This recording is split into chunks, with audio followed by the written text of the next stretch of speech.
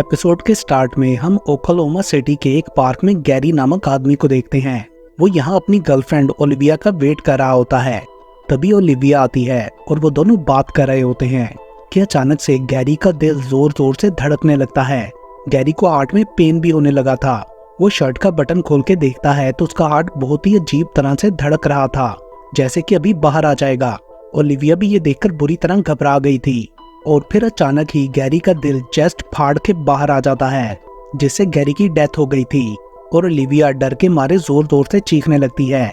Then scene shift होता है और हम तीन दोस्त सैम, डीन और कैस्टियल को देखते हैं। सैम और डीन FBI के एजेंट्स हैं और स्पेशल केसेस पर काम करते थे लोगों की हेल्प के लिए, और अब कैस्टियल भी उनके ग्रुप का हिस्सा बनना चाहता था। वो उन्हें गैरी की केस का बताता है, जिसके बाद सैम और डीन उसे अपने साथ रखने के लिए मान जाते हैं एंड देन तीनों उस केस पर काम करने के लिए निकल पड़ते हैं। अगले सीन में हम उन्हें हॉस्पिटल में देखते हैं, जहां वो लोग गैरी की बॉडी को एग्जामिन कर रहे थे। उसकी चेस्ट पर हार्ट शेप का एक होल बन चुका था। वहां मौजूद ऑफिसर उन्हें इस केस की डिटेल्स बताती है और गैरी की गर्लफ्रेंड ओलिविया के बारे में जानने के बाद सैम और डीन को लगता है कि शायद इसकी वाइफ ने इसे मारा हो, क्योंकि वो ओलिविया के साथ इसके अफेयर के बारे में जान गई होगी। गैरी के हाथ में रिंग देखकर वो जान गए थे कि वो मैरिड है। अगले दिन सैम को पास्ट लाइफ का एक दिन याद आता है, जब वो अपनी गर्लफ्रेंड के साथ घर पर होता है और यहाँ उसकी गर्लफ्रेंड के डैड सैम से मिलने आ रहे थे। सैम उनके सामने बहुत अच्छा बिहेव करके उन्हें इम्प्रेस करने की कोशिश करता है। देन उसके बाद सैम, डीन और कैस्टियल गैरी की बीवी डेब से बात करने के लिए जाते हैं। वो उससे इन्वेस्टिगेट कर ही रहे थे कि तभी ओलिविया वहाँ आती है। गैरी की गर्लफ्रेंड डेब और ओलिविया एक दूसरे को अच्छी तरह जानती थी, बल्कि बेस्ट फ्रेंड्स थी। यहाँ पता चलता है कि डेब का भी किसी और से अफेयर चल रहा है और गैरी एंड डेब ने एक दूसरे को स्पेस दे रखी थी। ये सब सुन के वो तीनों कुछ बोल ही नहीं पाते, लेकिन इससे ये साबित हो चुका था कि डेब किलर नहीं थी। देन नेक्स्ट सीन में हम एक आदमी को देखते हैं जो अपनी जान लेने के लिए एक बिल्डिंग के टॉप पर खड़ा था, लेकिन जब वो कूदने के लिए आगे बढ़ता है तो वो हवा में फ्लोट करने लगा था। ये देखकर वो खुशी से पागल होने लगता है कि उसे गॉड जिंदा रखना चाहता है, लेकिन अगले ही सेकंड वो सीधा नीचे गिर के मर गया था। सैम की टीम ऑफिसर के साथ वहां इन्वेस्टिगेशन के लिए पहुंचती है तो उन्हें पता चलता है कि ये आदमी बैंकरप्ट होने की वजह से अपनी जान लेने वाला था, बट वहां दो ऐसे विटनेसेस थे जिन्होंने उसे मरने से पहले हवा में फ्लोट होते देखा। उनका कहना था कि 10 सेकंड्स तक फ्लोट होने के बाद जब उस आदमी ने नीचे देखा तो वो गिर गया, जैसा कि कार्टून्स में होता है। डीन भी इस बात से एग्री करता है कि ये दोनों केसेस बिल्कुल बग्स बनी कार्टून की तरह हैं। पहला केस बग्स बनी रैबिट की तरह और दूसरा रोड रनर की तरह। कैस्टियल को उनकी बात पर यकीन नहीं आया था, तो वो रूम में जाकर ये कार्टून देखता है। तभी अचानक कैस्टियल को अपनी सुपर पावर से पता चलता है कि एक बैंक रॉबरी हुई है और सच में भी सेम ऐसे ही हुआ था। उन्हें एक थर्ड केस के लिए बुलाया जाता है, जहां बैंक रॉबरी के दौरान एक सिक्योरिटी गार्ड मारा गया था। उस सिक्योरिटी गार्ड ने चोर को पकड़ने की कोशिश की तो उस पर एक एनविल गिर गया, पता नहीं कहां से।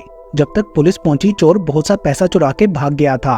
पुलिस ने उस चोर का नाम ब्लैक होल रखा हुआ था, क्योंकि वो अपनी हर रॉबरी की जगह 2 ब्लैक होल्स छोड़ जाता था, जैसे ही उसका सिग्नेचर मार्क हो। बाकी कोई फिंगरप्रिंट्स या फोर्स एंट्री के निशान तक नहीं मिले थे। एंड देन उस एनविल को हटाने पर एक्स मार्क मिलता है, जिसे देखकर डीन बोलता है कि ये बिल्कुल बग्स बनी कार्टून जैसा है, क्योंकि उस कार्टून के रूल्स के अकॉर्डिंग जहाँ एक्स मार्क बनाया जाए वहाँ एनविल गिर जाता है।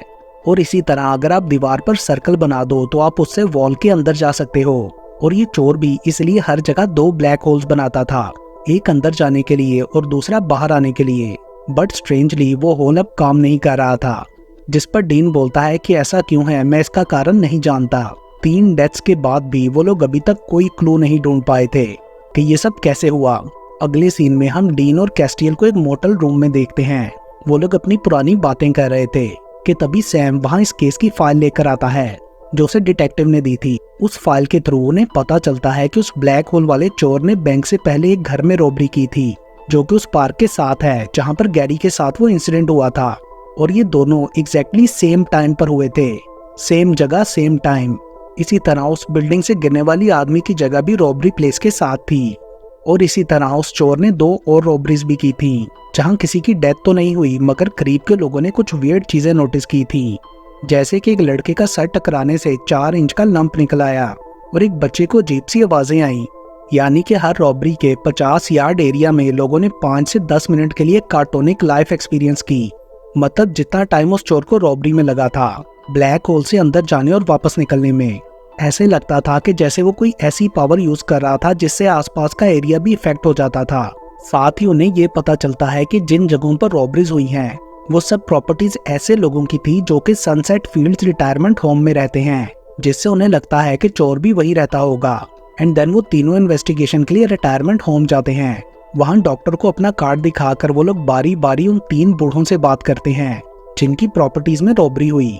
एक बूढ़े आदमी को देखकर सैम को दोबारा अपना पास्ट टाइम याद आ जाता है, जब उसकी गर्लफ्रेंड के डैड ने पूछा था कि तुम अपनी लाइफ में किस चीज से भाग रहे हो। तभी अचानक डीन उसे बुला के प्रेजेंट टाइम में वापस लाता है और बताता है कि यहाँ मोस्टली लोगों को अल्जाइमर है और किसी को भी उन रॉबरीज के बारे में कुछ याद नहीं। सडनली सैम सामने लगी एक फोटो को नोटिस करता है जो कि उसके डैड के पुराने दोस्त फ्रेड की थी, यानी वो भी इधर रहता है। उन्हें याद आता है कि फ्रेड को साइकोकाइनेटिक की बीमारी थी, सो वो लोग उससे मिलने जाते हैं, जो कि अपने रूम में कार्टून्स देख रहा था और उनके बुलाने पर बिल्कुल भी रिस्पॉन्स नहीं करता। डीन को लगता था कि फ्रेड के पास कोई पावर है और यही सब इंसिडेंट्स के लिए रिस्पॉन्सिबल है। इस बात को प्रूव करने के लिए वो अपने सर में बुक मारता है जो कि बिल्कुल मेटल की तरह लगती है और टन की आवाज भी आती है। उसे बर्ड्स चिरपिंग्स की आवाज भी सुनाई देने लगी थी, बिल्कुल कार्टून्स की तरह।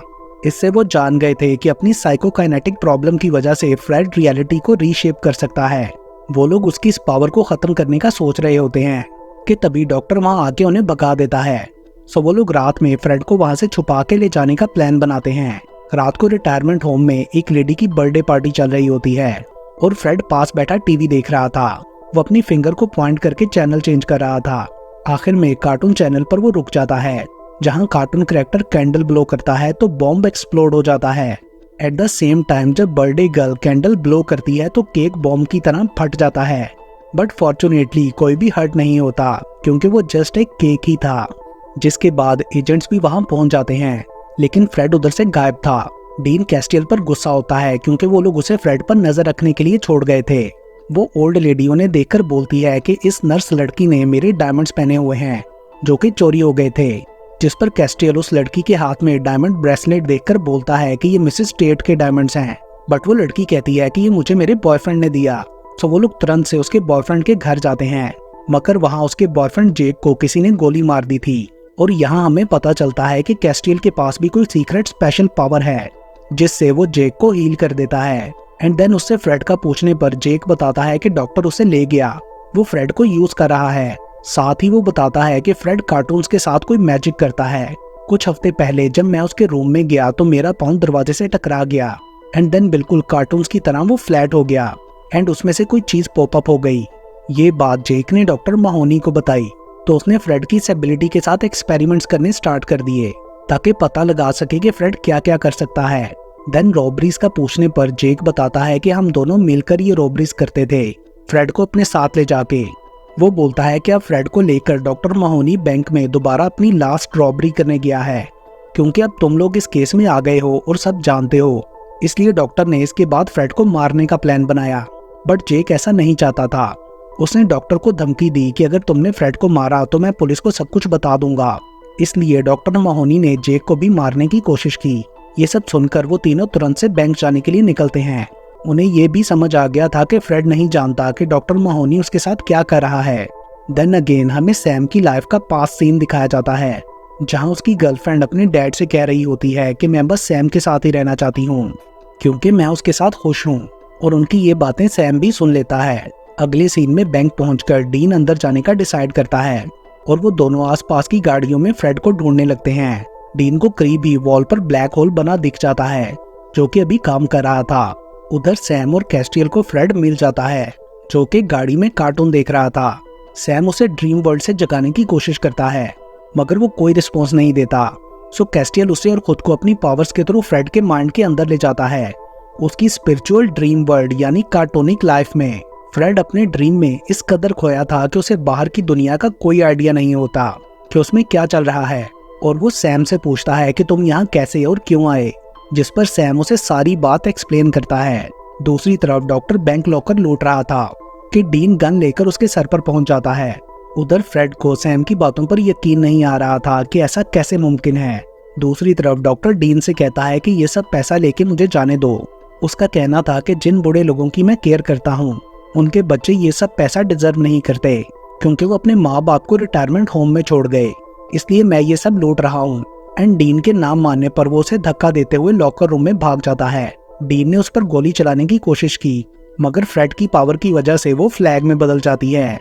देन डीन उसके पीछे भागता है और दोनों में फाइट स्टार्ट हो जाती है। डॉक्टर उसे पेन से मारता है, जिससे पेन डीन के फेस की शक्ल में डी शेप हो जाता है, बिल्कुल कार्टून्स की तरह। डीन ने भी डॉक्टर की टांगों के बीच नीचे एक्स मार्क बना दिया था, मगर एनविल गिरने से पहले वो खुद को साइड पे कर लेता है। उधर सैम फ्रेड को समझाता है कि ड्रीम वर्ल्ड में रहना अच्छा तो लगता है, बट तुम हमेशा के लिए ऐसे नहीं रह सकते। एक ना एक दिन तुम्हें रियल वर्ल्ड में जाके उस चीज का सामना करना ही पड़ता है जिससे तुम भाग रहे हो, क्योंकि तुम्हारा डर किसी भी जगह तुम्हें ढूंढ लेता है। एंड अगर तब भी रियल वर्ल्ड में ना जाओ तो तुम्हारा ड्रीम ही तुम्हें तबाह कर देता है। आखिर सैम की बातें फ्रेड की समझ में आ गई थी। उधर डॉक्टर माहोनी ब्लैक होल से बाहर निकलने की कोशिश करता है, तो अब बंद हो चुका था, मतलब फ्रेड जाग गया था, तो उसकी पावर ने काम करना छोड़ दिया।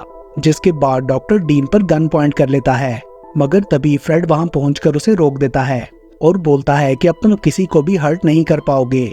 एंड देन वो अपनी पावर से डॉक्टर माहोनी की गन को उसके खुद की तरफ मोड़ के शूट कर देता है। अब फ्रेड को ये टेंशन थी कि अगर मैं दोबारा कंट्रोल लूज कर गया अपनी पावर से तो कोई फिर से उसका फायदा उठा के लोगों को हर्ट करेगा, तो मैं किसी तरह इसे रोकना होगा।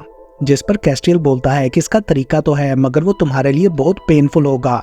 एंड देन लास्ट सीन में कैस्टियल अपनी पावर्स की हेल्प से फ्रेड की इस एबिलिटी को डिसेबल कर देता है। यहाँ पर सैम दोबारा अपने पास्ट में खो गया था, जहाँ उसकी गर्लफ्रेंड को पता चलता है कि उसका एक्स हस्बैंड जिंदा है, जिसकी डेथ के बाद वो सैम के करीब आई थी। देन सैम और डीन वहां से चले जाते हैं और कैस्टियल फ्रेड के पास ही रुक गया था। और इसके साथ ही ये एपिसोड यहीं पर खत्म हो जाता है।